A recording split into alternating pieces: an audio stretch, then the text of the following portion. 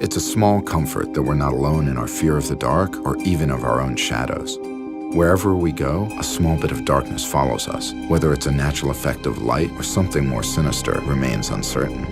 This October, on Friday the 13th, from an executive producer of The Walking Dead and an executive producer of The X-Files, come 6 terrifying tales based on the podcast phenomenon Lore.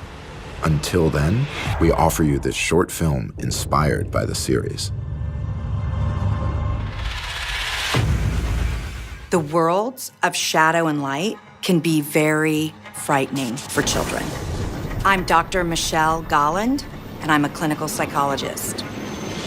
We all have a shadow. We have dark parts, we have aggression, we have impulses that can hurt people.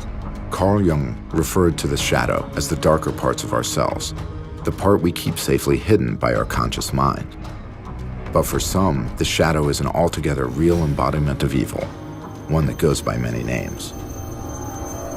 I think when we talk about shadow and shadow people, we're inherently talking about psychology and our soul, a spiritual sense that there is something beyond the physical. An obsession with the shadow realm is what fueled the depraved desires of 15th century nobleman Gilles de Rais, who lured little children to an unthinkable doom behind the walls of his castle in the French countryside.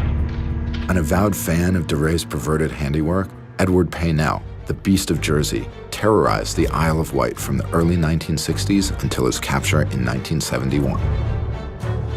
Donning a rubber mask, Paynell broke into homes to attack 13 women and children as they lay innocently sleeping. It is the echoes of haunting stories like these that inspired the deadly myth of the Slender Man, a tall figure who is said to reach through computers to beckon his victims out of the safety of their homes and into the darkness of the woods. It's a vanishing story. And who hasn't wanted to vanish? But then also, how scary if you're taken. His choice of attire is appropriately the dark suit and tie favored by undertakers, though unlike his contemporaries, to look into his face is to stare into a pale, featureless void that drives survivors to the brink of insanity. But can these shadow people really be the physical embodiment of evil from the world beyond? Or are they just a story we tell ourselves to cope with the darkness that lives within us all? We develop shadows from the time we're born, and it's a defense system. The shadow people are the embodiment of these defenses that we have. Our innermost fears and twisted curiosities, it seems, will arrive at one of 2 conclusions. We are the leery prey of the shadows, or we stalk the prey with them.